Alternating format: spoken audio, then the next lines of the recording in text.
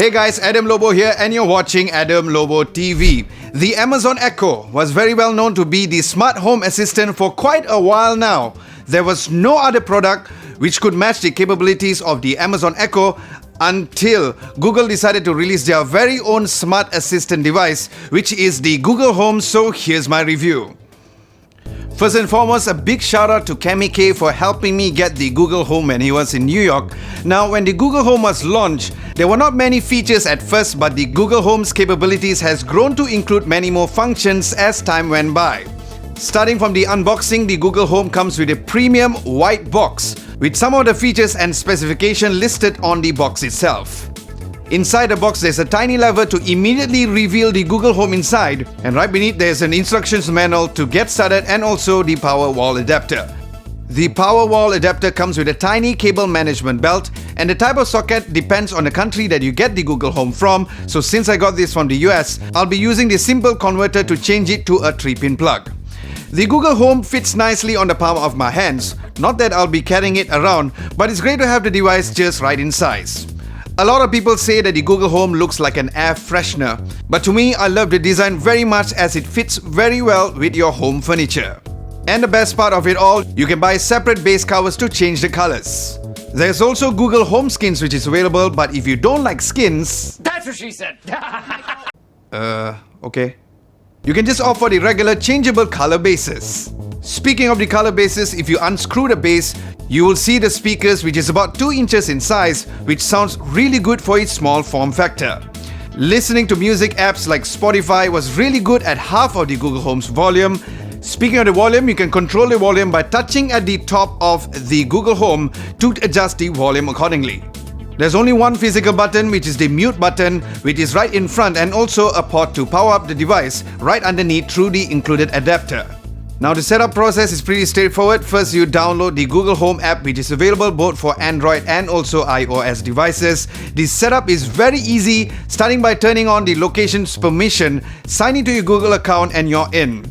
Now follow the instructions accordingly to proceed further, which includes connecting to your current home Wi-Fi, setting up your home location address for better accuracy, and you're done. Now to get the Google Home to answer your commands, you can either say "Okay Google" or "Hey Google."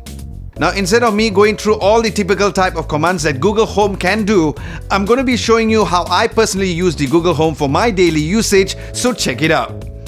Yo, what's up? So here am I in my room. I'm not going to be going through a room tour because this is not a room tour, but exactly how I use the Google Home for a day-to-day basis.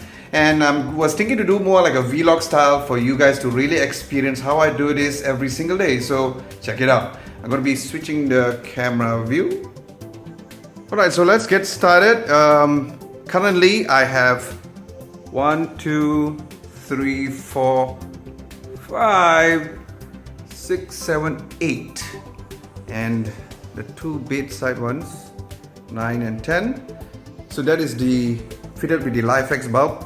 I have a cheap LED light strip which is available at the back of the TV, and the Xiaomi Yeelight LED strip at the back of my home desk. So I'm going to be doing these are the commands which I do every single day. The Google Home, as you guys can see, it is right at the desk just next there, because usually I use the Google Home just before I go to sleep or even when I'm home, so Google can hear me all the way here. So let's go through. Hey Google, turn off desk LED lights.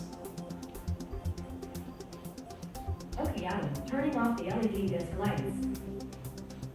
Okay, so that would be for that.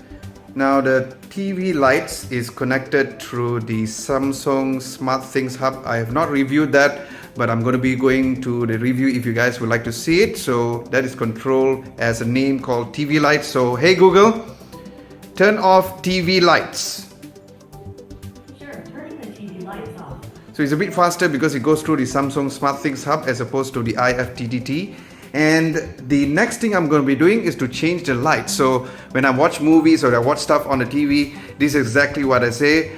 Hey Google, change lights to movie time. Okay, Alan, changing lights to movie mode.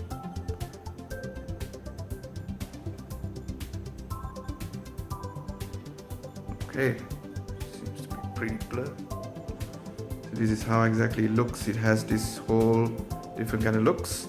And if I want to change it back to brightness, I can just go back and change it to daylight. But just before that, I want to have the overall effect. So hey Google, turn on TV lights. Sure, turning the TV lights on. Okay, now for the desk LED lights. Hey Google, turn on desk LED lights. Okay, Adam, turning on the LED desk lights. There you go. It's a bit slower, like I said, because it goes through the IFTTT app. Right now, if I want to change it back to the daylight mode, which is using the 5500 kelvins, so I change it to daylight mode. So hey Google, change lights to daylight. Okay, Adam, changing lights to daylight. And everything becomes bright. So this would be best when I clean the room, or even if I want to do my editing on my videos. And I have other functions which I think that the Google Home is amazing for. Currently my team is not doing so well, but I'm just going to be asking when is the next match. So hey Google, when is Liverpool's next match? Liverpool's next match is on Sunday at 1:30 a.m. when they will be playing Arsenal. Okay, so Arsenal it is. Then the next thing which I usually do is Google has this very interesting skill which is called Wonder. So I'll speak to Wonder, and if you are the kind of person who constantly forgets where you keep your stuff, this would be a perfect place, a perfect way for you guys to do it. So hey Google, let me speak to Wonder. Sure, here's Wonder. Hi there, how can I help you? Where is my external hard disks? The second desk drawer. Okay, so Is there anything else I can remember for you? So we'll just keep her on hold first. No, bye-bye. Have a good day. Bye. Okay, so she did mention that the external hard disks are at the second desk drawer. So I pull it out, and yes, you can see all the external hard disks. So I did mention that the Google Home responds a bit better. It's more like having a conversation as opposed to going and speaking very robotic like my little friend Alexa over here. Alexa, how you doing? I'm answering questions and learning more. So see, when I speak to Google, it's slightly different. Hey Google, who's the CEO of Google? The CEO of Google is Sundar Pichai. Hey Google, is he married? His spouse is Anjali Pichai. See, that is the kind of conversation which you can have, which you can't have with the Alexa. So as I mentioned that Alexa cancel, that's a problem. See, she listens to me so much. Now, I use this on a day-to-day basis where I use the Google Home a bit more right now. And before I go to sleep, I actually use the Goodnight Command where everything turns off. Unfortunately, the one only turns off is the LifeX bulb. The others I have to kind of control it manually, but and also the TV lights, because it's controlled by the Samsung Smart Thing. So I usually do this, and I also program it to say what the response is. So when I say, hey Google, good night Google. Good night, Adam and Charlotte. Sweet dreams. So he says good night to me and my wife, and everything is off except for the TV lights and also the desk LED lights. Now if I want to control it separately, I can ask it to turn off as well, but I kind of like this just before I fall asleep. I have the motion sensor where once I have the command, then it comes to a point whereby it will automatically off itself, and if I walk through going into the bathroom over there, then the lights turn on by itself. So that is how I use the Google Home. And once again, if you want to see a direct comparison between the Google Home or even the Amazon Echo, which is available over here, do let me know at the comment section below. Thank you so much for watching, and back to myself at the studio. In conclusion, having owned the Amazon Echo, I'm really starting to love the Google Home just a bit more now with its super fast response time, and it also seems to understand what I say more, even better than the Amazon Echo. Plus, the Google Home's response seems less robotic, and the follow-up conversation seems like you're having a conversation than giving commands. I tried the Google Home for about a month or so, and connecting it with the IFTTT app was very much productive, and I also like how you can even customize what messages for the Google Home to respond. Now, as much as the Amazon Echo can be very versatile working together with the Samsung SmartThings Hub, with some amazing advanced features, the Google Home seems to be catered a bit more towards the average consumer. What's going on, guys? It's your average consumer.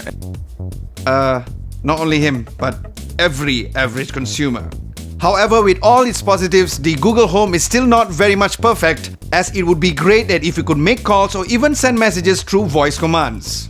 And it would be great that if you had apps like the Reverb app, which means that you can bring the Google Home Assistant anywhere for those of you who do not own the Pixel device, without of course rooting your phone. Alright, now that you have seen the Amazon Echo review and also the Google Home review in this channel, I would love to now get your feedback on which device do you think that you prefer, the Amazon Echo or the Google Home. Let me know at the comment section below, or else you can also let me know if you want to see a head-to-head comparison of the Google Home and also the Amazon Echo at the comment section below as well. As usual, if you want to get yourself the Google Home, I will leave links at the description below to make sure that you get the best deal that I can find online. As you guys have seen that the B-roll shots that I took for this video was a little different in a different location, as I did my shots at WH Floral. Now, if you guys are looking for the one-stop place to shop for artificial flowers, plants, wedding decor, baskets, vases and many more accessories, check out WH Floral. Psst, it's cheaper than IKEA. Yep. I will leave a link of their website below at the description for you guys to check out the whole variety of products available from them.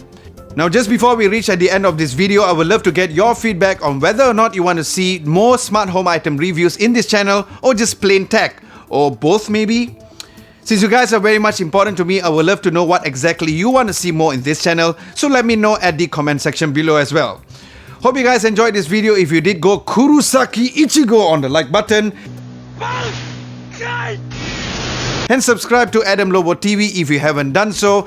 This is Adam Lobo, and I'll catch you guys next week.